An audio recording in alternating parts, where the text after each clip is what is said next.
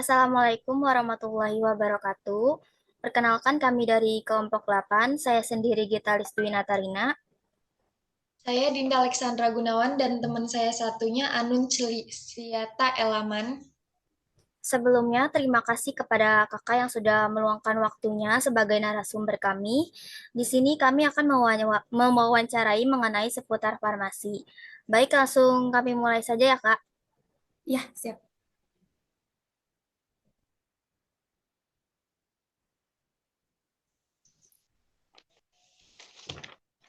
Oke.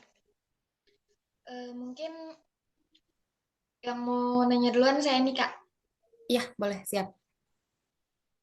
Apa sih yang kakak lakuin kalau misalnya pelanggan nanya tentang obat yang kakak nggak tahu gitu? Oke. Sebelumnya perkenalan dulu ya. Nama aku Anissa Septianingrum. Jadi kalian bisa panggil aku Ica atau Anissa nggak apa-apa gitu. Jadi terkait sama tadi pertanyaan yang siapa tadi Dinda itu ya, Dinda tanyain gimana sih kalau seorang tenaga teknis kefarmasian ini eh, misalnya dihadapi dengan pertanyaan-pertanyaan yang kita sendiri nggak tahu gitu atau lupa gitu kan ya gitu. Nah, biasanya kalau dari pengalaman aku gitu, jadi eh, misalnya kita dapat resep nih, ada obat yang kita nggak tahu misalnya gitu. Ketika kita dapat resep, ada obat yang kita nggak tahu, otomatis kita pasti bingung dong kalau langsung ngejelasin. Biasanya akan ada komunikasi dulu nih antara kita sama pasien, entah minta waktu untuk kita kaji ulang resepnya. Terus habis itu, karena biasanya resep ketika masuk ke apotik, itu biasanya akan ada screening resepnya dulu. Mungkin teman-teman semua udah pada tahu ya, screening resep secara administrasi dan lain-lain. Itu karena kita punya waktu tersebut nih, kayak kita punya waktu colongan untuk kira-kira kita kaji literatur lagi. Nah, disitulah kita sempat-sempatnya untuk melihat literatur lagi gitu. Nah, sangat disarankan ketika kita misalnya nggak tahu, pertama jangan sok tahu terhadap pasien karena kita ngasih sesuatu, ngasih obat itu kan akan ada efeknya gitu ke depannya sama pasien. Jadi jangan sok tahu. Ketika memang nggak tahu, silakan minta waktu sebentar kepada pasien untuk mengkaji literatur lagi, tapi nggak usah lama-lama. Silahkan kembali ke belakang, ke area belakang, silahkan dilihat lagi. Di apotik atau di layanan kefarmasian itu pasti ada yang namanya literatur ya. Nah, di situ nanti literaturnya ada. Jadi teman-teman nggak usah takut, nggak usah panik, nggak usah sok tahu juga ketika emang nggak tahu itu obat apa, itu apa namanya kira-kira tujuannya untuk apa. Itu teman-teman nggak usah panik. Silakan minta waktu aja, komunikasiin aja sama pasien gitu. Yang pertama, pokoknya yang paling penting teman-teman nggak usah sok tahu, nggak usah sok pinter. Ya ketika memang lupa, silakan minta waktu aja untuk kaji literatur lain gitu. Gitu sih.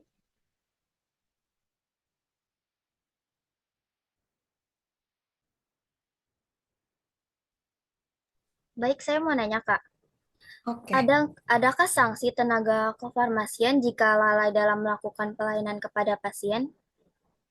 oke.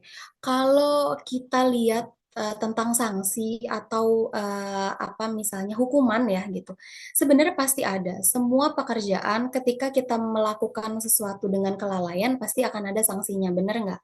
Teman-teman nggak usah ngelihat dari segi farmasi aja lah. Teman-teman sebagai mahasiswa aja ketika melanggar sesuatu pasti akan ada sanksinya, bener kan? Jadi pasti tetap ada sanksinya, tapi harus melihat dari atau mengkaji ulang kira-kira kesalahannya, kelalaiannya di mana. Karena kelalaian itu bisa dari beberapa faktor ya teman-teman ya. Entah itu ternyata resepnya, misalnya kita yang salah baca resep, atau ternyata kita yang salah pengambilan obatnya. Itu kan banyak faktornya. Jadi pasti harus dikaji ulang lagi gitu kan. Entah itu siapapun yang salah, pasti akan ada yang namanya sanksinya. Tapi tetap dikaji ulang. Kita lihat lagi runtutannya kira-kira siapa yang salah, siapa yang benar, siapa yang lalai. Itu pasti akan kena sanksinya. Gitu sih.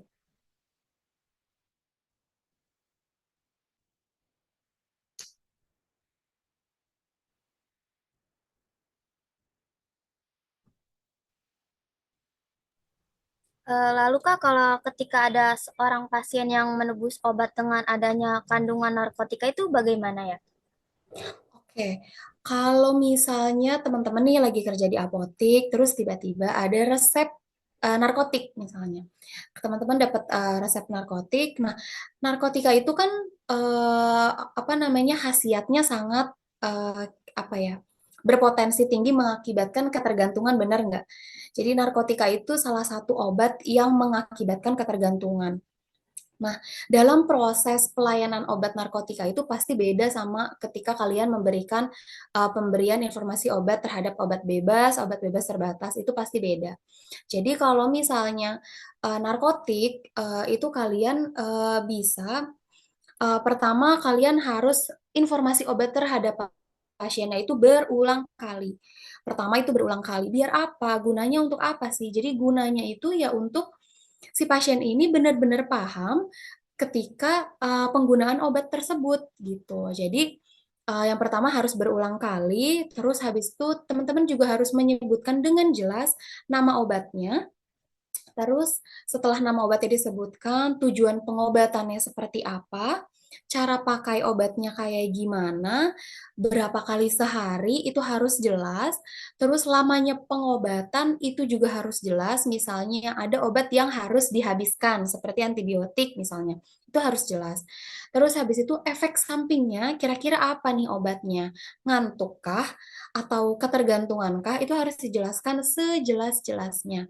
Nah, kalau misalnya teman-teman lupa apa namanya dalam pemberian informasi obat tersebut, setelah dikasih informasi obat tersebut, teman-teman harus minta pasien untuk mengulanginya kembali. Kenapa sih? Apa sih gunanya pasien mengulangi informasi obat tersebut? Di situ kita bisa lihat si pasien ini kira-kira bener nggak ya informasi obat yang tadi kita sudah jelaskan, bener nggak ya ketangkep ke pasien? Gitu.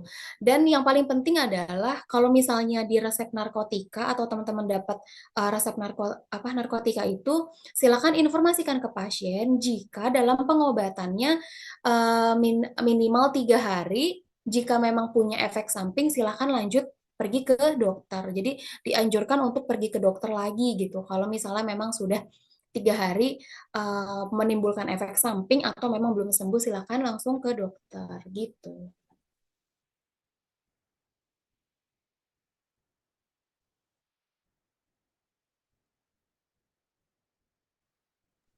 Oke, mau nanya lagi nih Kak dari saya. Ya.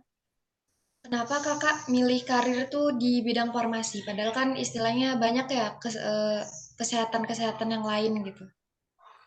Oke, kenapa? Berarti ini pribadi aku ya. Oke, kalau pribadi aku jujur banget lagi gitu. Kalau misalnya kita, eh ini pastilah gitu. Anak farmasi ini banyak faktor yang pertama karena misal kalian dari SMK farmasi gitu. Itu faktor banyak banget tuh apa anak-anak yang SMK farmasi pasti ujung-ujungnya ngambil kuliah kefarmasian. Terus yang kedua biasanya karena gagal mengambil kuliah kedokteran. Itu banyak banget sih. Itu pengalaman saya dan teman-teman saya yang lainnya itu seperti itu gitu. Jadi selain selain kedua faktor itu, ternyata setelah saya lihat-lihat makin ke sini tuh dunia farmasi tuh makin luas gitu. Pertama, kayak kosmetik, skincare yang kalian pakai itu kefarmasian ikut campur dalamnya gitu. Jadi kayak lah, iya berarti ternyata dunia kefarmasian ini luas, bukan cuman obat-obatan doang, bukan cuman kayak kalian jaga di apotik, bukan cuman kayak gitu ternyata gitu banyak banget yang bisa kalian lakuin. Kalian bisa bikin skincare karena kalian sudah tahu dong apa namanya kandungan-kandungannya. Bahkan kalian sudah tahu di mana cari kira-kira apa namanya zat ini tuh berguna untuk apa itu kalian udah tahu literaturnya di mana gitu. Jadi ternyata farmasi ini cukup luas, bener-bener luas banget yang akhirnya saya sadari ternyata teman-teman semua nih yang lagi kuliah farmasi kalian nggak akan rugi banget lagi masuk farmasi karena ternyata dunia kerjanya banyak. Pertama, kalian bisa masuk BPOM. Terus kalian bisa masuk LIPI. Terus kalian bisa kerja di rumah sakit, bahkan sampai farmasi itu bisa jadi seorang pengusaha gitu. Entah pengusaha skincare, teman-teman pasti tahulah apa orang-orang yang bikin-bikin skincare itu biasanya punya pegangan orang farmasinya. Karena apa? Karena orang farmasi itu lebih tahu tentang zat-zat yang ada di dalam skincare tersebut gitu. Jadi ternyata cukup luas ya gitu. Cuman kalau untuk kuliahnya memang agak ruwet ya, agak ruwet dan ternyata juga tidak seruwet itu karena kita banyak praktikumnya. Teman-teman pasti untuk semester satu praktikumnya juga udah banyak ya? Apa baru beberapa doang? Baru beberapa aja sih, Kak. Baru beberapa ya. Jadi nanti di semester-semester atas itu teman-teman pasti ngerasain ternyata enak banget apa namanya praktikumnya tuh enak-enak banget. Mulai dari nanti kalian megang binatang, kalian megang mencit, kalian apa namanya apa penelitian menggunakan mencit itu benar-benar ternyata seru juga masuk di farmasi gitu. Gitu sih kalau aku ya, kalau pribadi aku.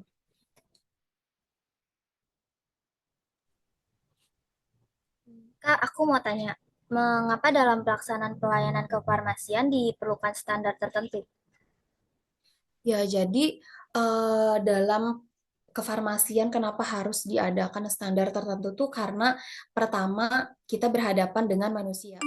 Jadi teman-teman tuh nanti ngasih obat yang akan menyembuhkan si manusia ini gitu. Kenapa harus ada standarnya? Kenapa harus ada apa alurnya? Itu ya supaya teman-teman tidak salah langkah dan teman-teman juga tidak membahayakan satu sama lain. Ketika teman-teman nanti salah kasih obat, bahkan salah kasih aturan pakai aja, teman-teman sudah bisa mencelakakan orang gitu. Jadi kenapa harus ada standarnya, kenapa harus ada alurnya, harus ada jalurnya, itu supaya sama-sama saling menjaga uh, dari profesi kefarmasian dengan manusia atau si pasien tersebut. Jadi akan ada kesinambungan di sana. Gitu. Kenapa harus ada?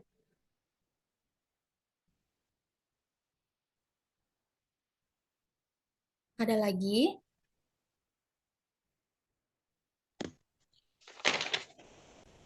Mau nanya nih, Kak. Gak Perbedaan kedengaran? perbedaannya farmasi industri sama farmasi klinis apa ya, Kak?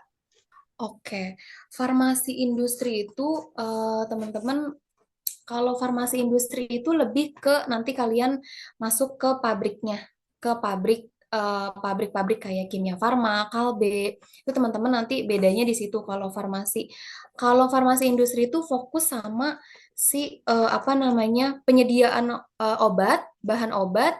Jadi dia tidak berinteraksi langsung kepada pasien.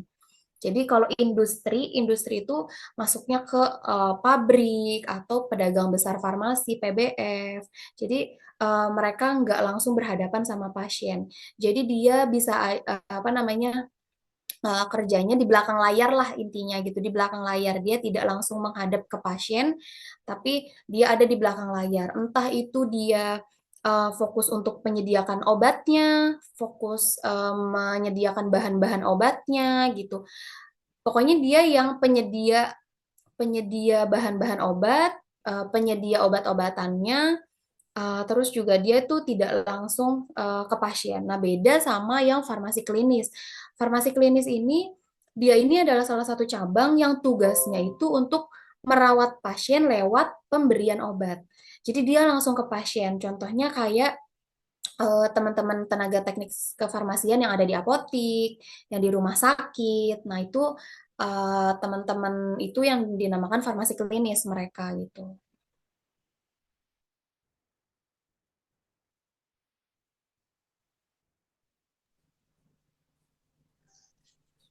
Pertanyaan selanjutnya nih, Kak.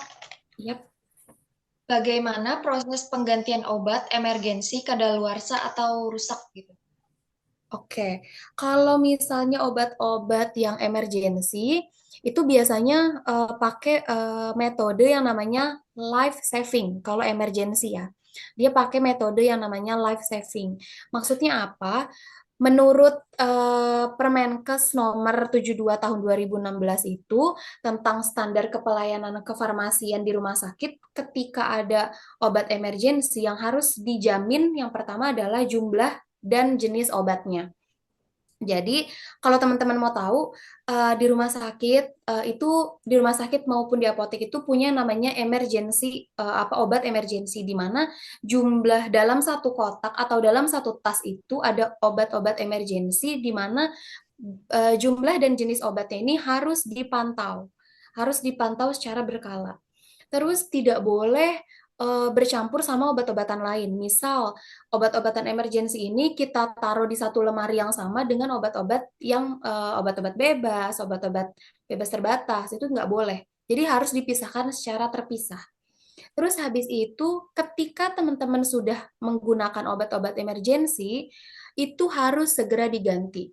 Misal teman-teman siang ini membutuhkan obat emergensi tersebut. Nah, harus secepat mungkin teman-teman itu mengganti obat yang telah kalian pakai, yang telah kalian ambil dari obat-obat emergensi. Terus habis itu tadi harus dicek secara berkala ya. Terus biasanya tidak boleh digunakan untuk kebutuhan-kebutuhan yang tidak mendesak. Nah, beda lagi dengan yang namanya kadaluarsa atau rusak. Nah, kalau kadaluarsa dan rusak itu biasanya kayak kita di apotek itu ada yang namanya SO atau stok opnam. Kayak yang saya bilang semalam, saya lagi SO atau stok opnam itu. Nah, itu biasanya itu diberikan penanda khusus nih. Kira-kira obat yang sudah ED atau obat yang sudah kadaluarsa dan rusak ini sudah ditandain. Nah, gimana sih caranya biar meminimalisir obat-obat kadaluarsa di dalam apotek atau di dalam instalasi farmasi? Yang pertama pakai metode FIFO atau FEVO. Kita pakai metode FEVO-nya. Kalau teman-teman mau tahu, FEVO itu adalah first expired, first eh, first expired, first out. Jadi obat yang paling dekat tanggal kadaluarsanya, dialah yang paling cepat keluarnya gitu. Jadi pakai metode itu biar meminimalisir obat-obat yang ada di dalam apotek ini kadaluarsa. Terus ketika ternyata sudah ini nih sudah terlanjur kadaluarsa obatnya gitu ya. Berarti kalian harus berikan penanda penanda khusus ketika si obat ini sudah kadaluarsa. Nah, terus ketika sudah dikasih penanda, teman-teman tinggal dikembalikan ke distributornya gitu. Jadi kan kalian mesen obat dari distributor. Ketika sudah kadaluarsa ya teman-teman kembalikan lagi ke distributornya gitu.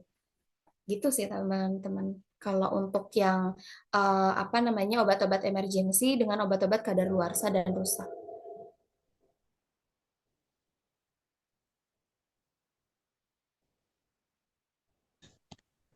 Baik, Kak, saya mau tanya, bagaimana proses penarikan obat, penanganan obat kadaluarsa, dan pemusnahan obat kadaluarsa?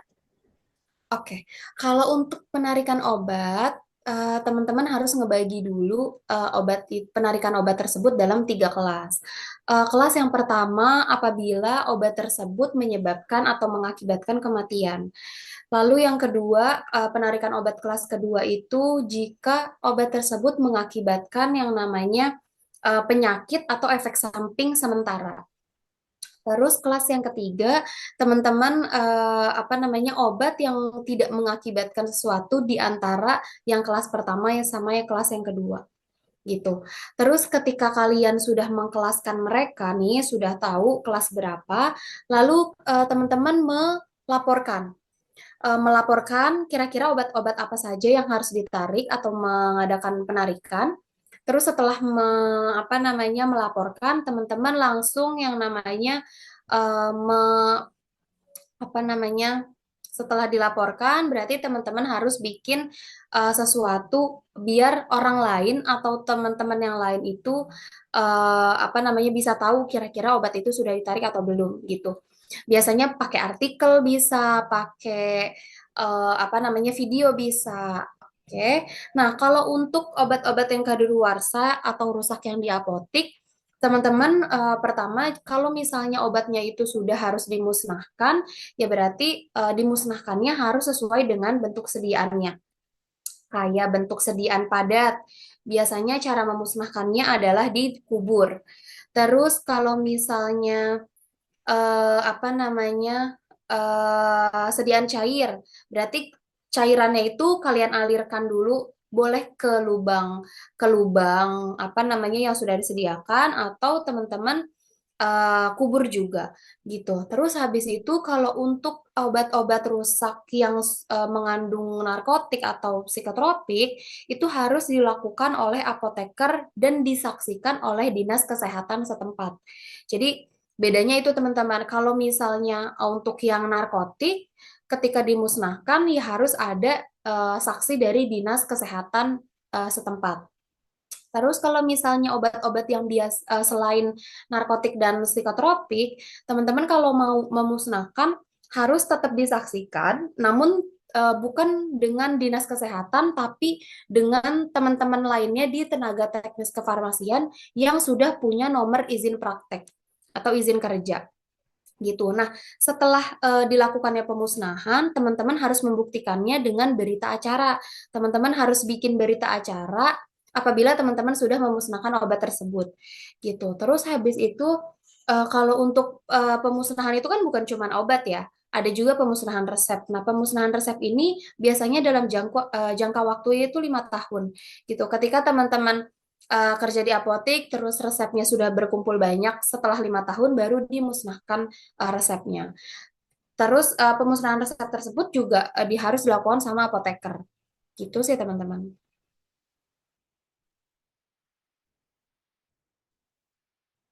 Ada lagi? Kak, kan kalau pemusnahan obat kadaluarsa itu harus ada bukti laporannya.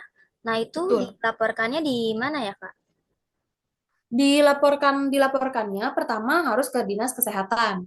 Yang kedua, biasanya akan ada situs-situs web yang telah apa namanya banyak melakukan apa atau memunculkan artikel ketika obat-obat itu sudah dimusnahkan. Jadi yang pertama ya kalian tetap harus ke dinas kesehatannya dulu nih dilakukan pelaporannya. Nanti setelah itu dinas kesehatan bisa bikin artikel, bisa bikin sesuatu yang masyarakat bisa baca lah gitu.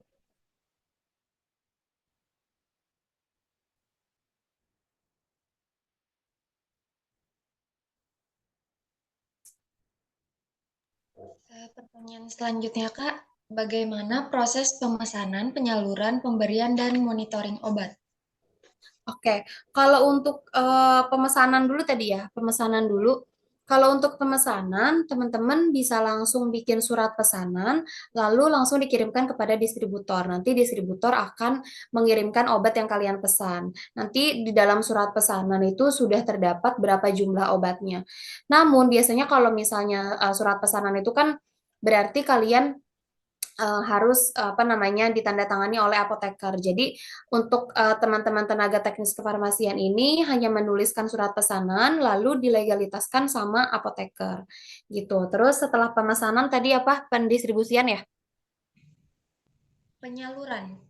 Oh ya, penyaluran. Penyaluran itu nanti teman-teman kalau di apotik berarti penyalurannya bisa langsung ke pasien. Tapi kalau misalnya di instalasi farmasi di rumah sakit, teman-teman bisa menyalurkannya di rawat inap atau di rawat jalan. Jadi teman-teman dari instalasi farmasi nih nanti mendistribusikan obat-obat yang dibutuhkan sama teman-teman instalasi farmasi di rawat inap. Jadi nanti rawat inap, teman-teman instalasi rawat inap ini nanti memesan obat-obat untuk pasien yang lagi rawat inap, yang lagi dirawat ini ke instalasi farmasi di pusat. Jadi nanti akan ada dua instalasi, instalasi yang di pusat sama instalasi rawat inap. Gitu. Terus selanjutnya apa tadi? Pemberian dan monitoring obat.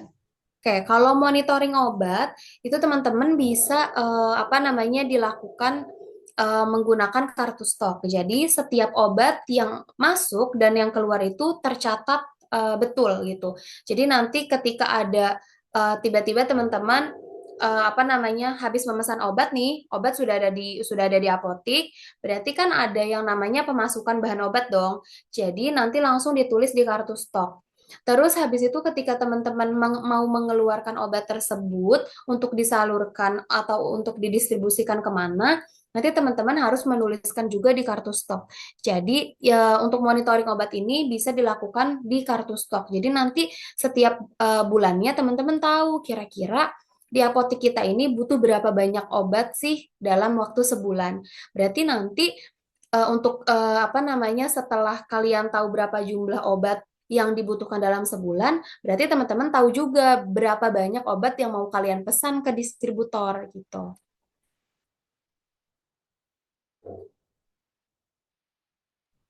Baik Kak, terima kasih untuk pemaparan jawabannya. Di Yap. sini untuk pertanyaan kami sudah habis dan tidak ada yang ditanyakan lagi. Terima kasih Kak. Iya, sama-sama.